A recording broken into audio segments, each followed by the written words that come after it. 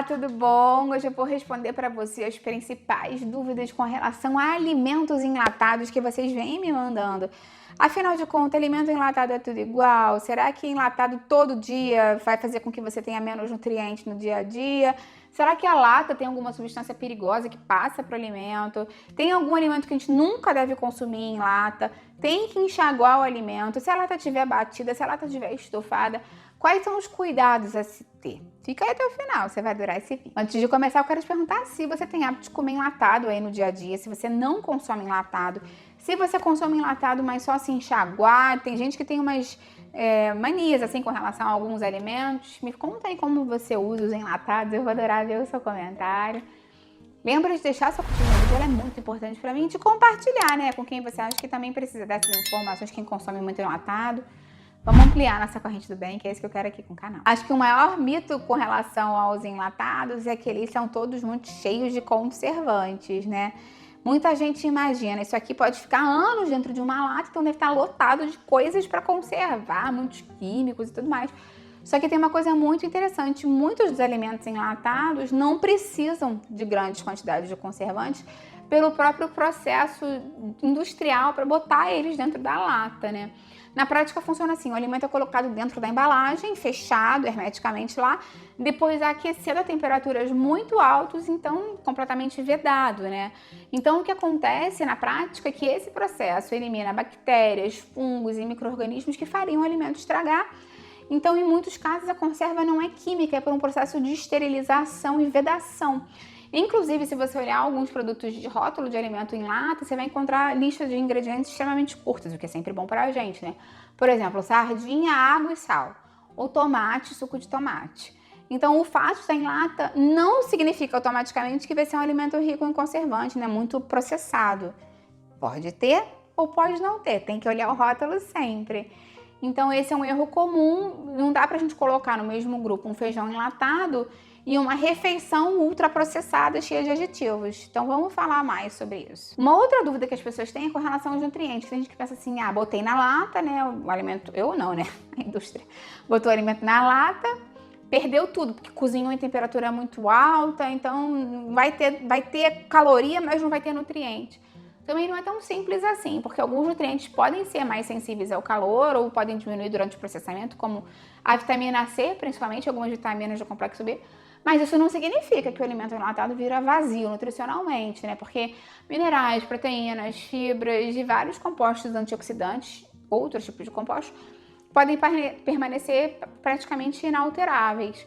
Então tem uma coisa muito interessante, porque em alguns casos o aquecimento pode até aumentar a biodisponibilidade de determinados compostos, como por exemplo o tomate. A gente sabe que o tomate é rico em licopeno e que o licopeno é um carotenoide associado àquela ação antioxidante muito poderosa no nosso corpo. E quando o tomate é aquecido e ligado a uma gordura saudável, esse licopeno se torna mais biodisponível.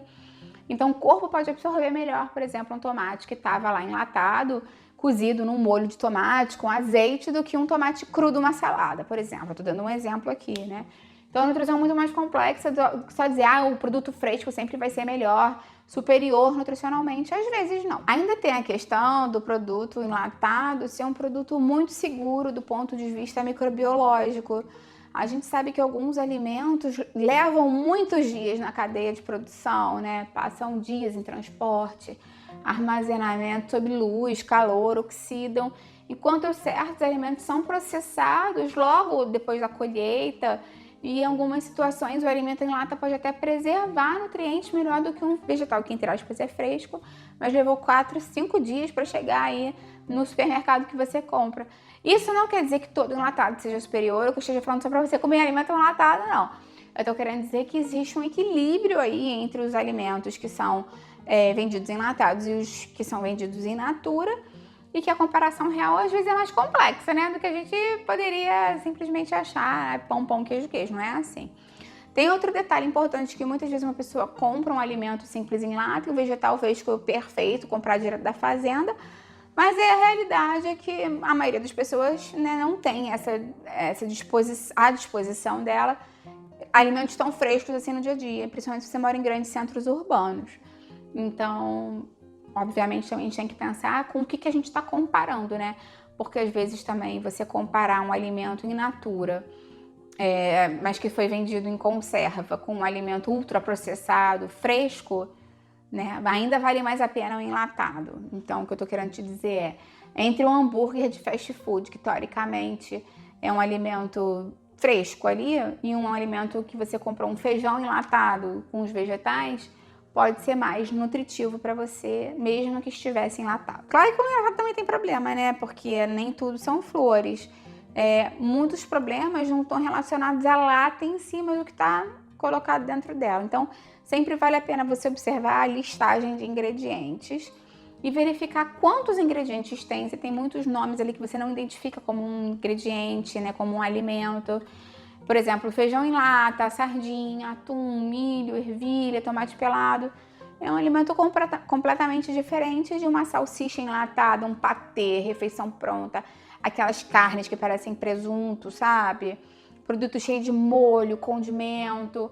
Muitos desses produtos que são ultraprocessados e enlatados são muito ricos em sódio, em óleo refinado, em açúcar, em espessante, aromatizante, realçador de sabor, excesso de aditivo. O problema não é se é de lata, o problema é o processamento do alimento. Tem a questão do BPA também, que muitas pessoas não sabem, que várias latas têm um revestimento interno. Esse revestimento existe para impedir o contato direto do alimento com o metal, né, para ele não enferrujar, digamos assim. O problema é que alguns desses revestimentos podem usar compostos como BPA, por exemplo, que é o bisfenol A, e o BPA é classificado como um disruptor endócrino, ou seja, uma substância que pode interferir em sinais hormonais do nosso corpo. Então, muitas pessoas vêm entrando em pânico com relação a isso, mas a gente não tem que ter, né, extremo nesse sentido, sim, porque a exposição crônica importa mais no caso do bisfenol do que um único caso e a quantidade de vezes que você usa por semana. O que aumenta a migração desse BPA, na verdade, é a questão de alimentos muito ácidos, alimentos gordurosos, armazenamento prolongado ali e contato com o calor. Então, por isso que o tomate em lata ainda gera tanta discussão. Eu falei para você do benefício com relação ao beta-caroteno, aos carotenoides, mas tem essa outra questão do bisfenol. Então a gente sempre fica nessa, né? Cada vez mais estudos científicos, cada vez mais informação. Eu acho que o ideal é o caminho do meio. Nem sempre consumir tomate enlatado, mas também nunca consumir pode ser um pouco radical no contexto de hoje em dia. Claro que se você puder optar por um tipo de embalagem que não seja lata, por exemplo, vidro, talvez seja uma opção mais interessante, porque o ponto de vista, né, de ser inerte ou não, o vidro acaba sendo o composto mais estável para entrar em contato com o alimento. Ele não tem um tipo de revestimento químico interno, não sofre os mesmos desgastes do plástico. Mas como eu te disse, nem toda lata necessariamente é ruim, tá? Eu quero deixar isso bem frisado aqui. Eu não tô falando mal de todas as latas, mas de algumas latas. Outra questão interessante para a gente pensar também é que, às vezes, tem a questão do preço, né? Hoje em dia a gente sabe que o preço da comida tá muito caro e, às vezes, os produtos enlatados podem ser opções interessantes para complementar a alimentação das pessoas, principalmente pessoas que estão em situações de insegurança alimentar, em contextos de dificuldade de adquirir alimentos, em contexto de, enfim, né, problemas de plantação, problemas de viabilização de alimentos e recursos por conta de guerras, cadeias de produção. Nesse sentido, o alimento enlatado cada vez mais, né, se mostra ao longo dos anos, desde as primeiras guerras, né, questões mais antigas realmente relacionadas à estabilidade, à segurança alimentar, não tem nenhum tipo de micro-organismo crescendo ali, pode ser uma opção no dia a dia. Sei que muitas pessoas querem saber se a sardinha e o atum em lata são boas opções para o dia a dia. Eu já te adianto que sim, são dos talvez melhores alimentos enlatados para você consumir no dia a dia.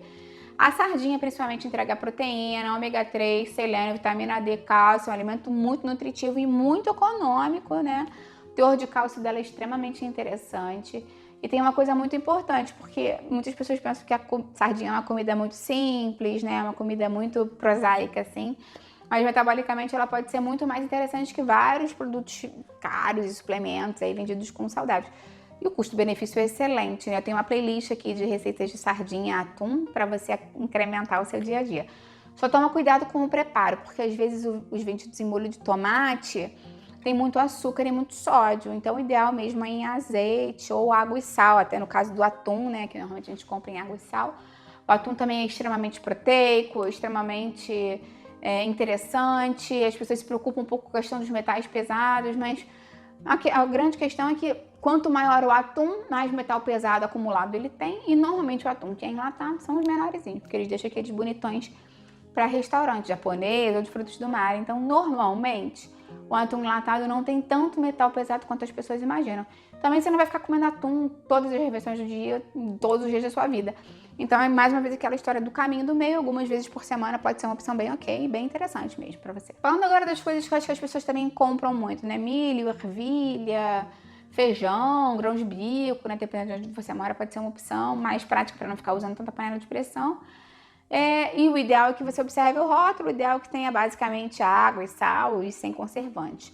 Se você puder também, vale sempre a pena lavar isso com uma peneira, porque os estudos mostram que você pode reduzir até 40% a quantidade de sódio, então isso é muito significativo.